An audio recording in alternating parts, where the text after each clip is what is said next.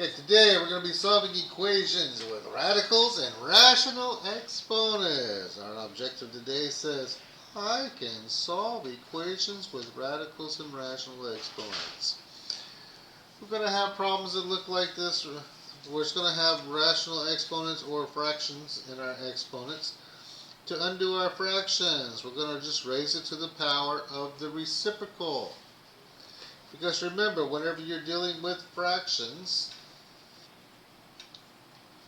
whenever you multiply a over b times b over a, these pieces will cancel each other out, leaving just one, which gives us our x to the first power in this example. So that's why whenever we have the square root of x raised to the second power, that's really the same as saying x to the 1/2 power raised to the second, which that's 2 over 1, giving us our x. And that's what we're going to use to help us be able to solve these things. Now, for solving our equations with rational exponents, we've got a couple of little steps we're going to look at. Step number 1, we need to isolate the rational exponent. Once we get that, whoa, just jumped out of there. Rational exponent. There we go. You hit a wrong button, that happens, huh? Exponent. 2. Second step. Step number 2 says we're going to apply the inverse to it.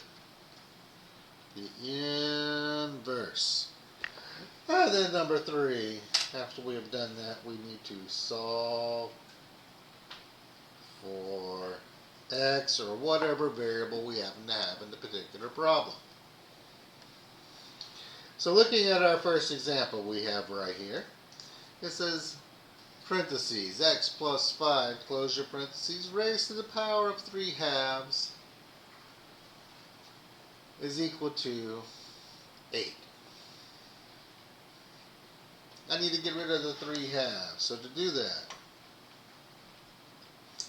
I'm going to take this little bad boy right here, and I'm going to raise it to the power of 2/3. But remember, whatever we do to the left side of my equal sign, I have to do the same thing to the right side. So 8 gets raised to the 2/3. Okay, so we're moving along here. Oh, 8 to the 2/3. So I got to go and simplify that. That's the same thing as saying the cube root of 8 squared. Well, I can think of this. There's a couple of ways we could break this thing down. I could break my 8 down into some 2's and then go look for pairs. Or I could say, hey, this is the cube root of 64. Oh, 64. That's really just the cube root of 4 to the 3rd power, which is 4. Beautiful. So on the left-hand side, I have x plus 5 because our exponents here give us an exponent of 1, which is what we're looking for. On the right-hand side, this bad boy here becomes 4. And now I have a nice little one-step equation to solve. To get x by itself, I'm going to subtract 5, subtract 5. And there we go, we subtracted 5. And we find out that x is equal to -1. And Bob's your uncle.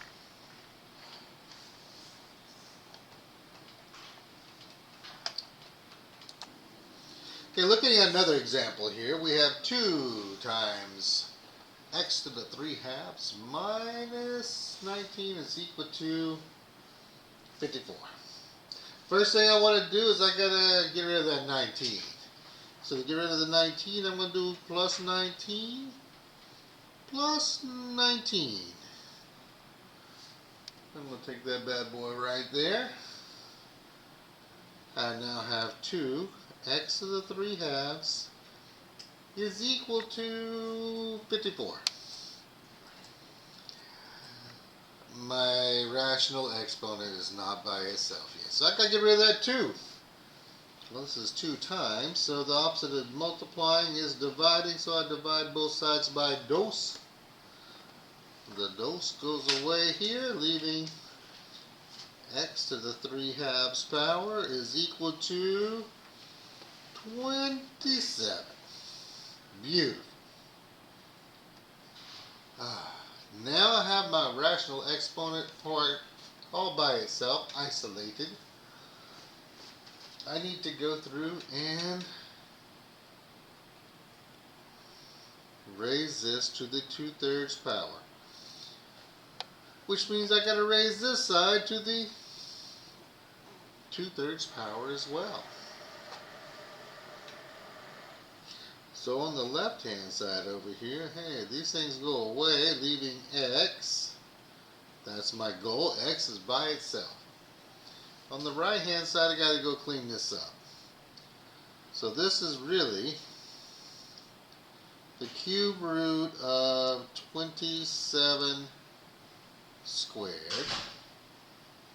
But remember, 27 is really 3 to the 3rd power squared. So now if I take this, I have the cube root of 3 to the 6th power.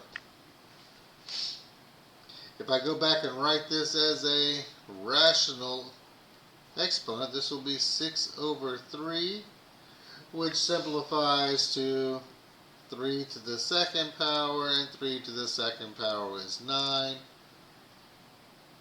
X equals 9. You can stick a fork in that bad boy because he is now done. All done. Okay, looking at our next example here. In our next example, we have 8 times 3x minus 1 raised to the 2/3 power is equal to 200. So my goal is I got to get the things in the parentheses here by itself, because that's where my whole exponent thing goes with. So I got to get rid of my 8. So I'm going to divide both sides by 8. This side by 8, this side by 8. Because what we do to one side, we got to do the same thing to the other. So I have 3x minus 1 to the 2/3 power is equal to 200 divided by 8 is 25. Beautiful. I now have to get rid of my exponent. The inverse of my exponent means I'm going to raise both sides to the 3 halves power. So that side and this side both get a 3 halves. So looking at this right here, I go, okay. On the left hand side, I'm left with 3x minus 1. On the right hand side,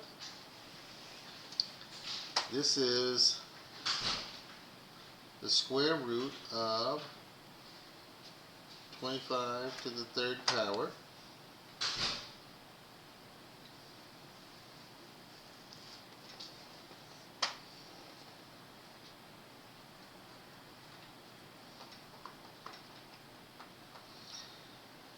I could separate these things and make this now where it's square root of 25 to the 3rd power like that.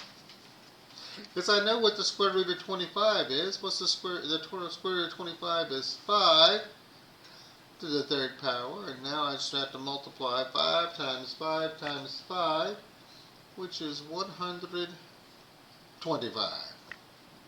Beautiful. Another way to do the same thing like we've been looking at. There's always more than one way to work things.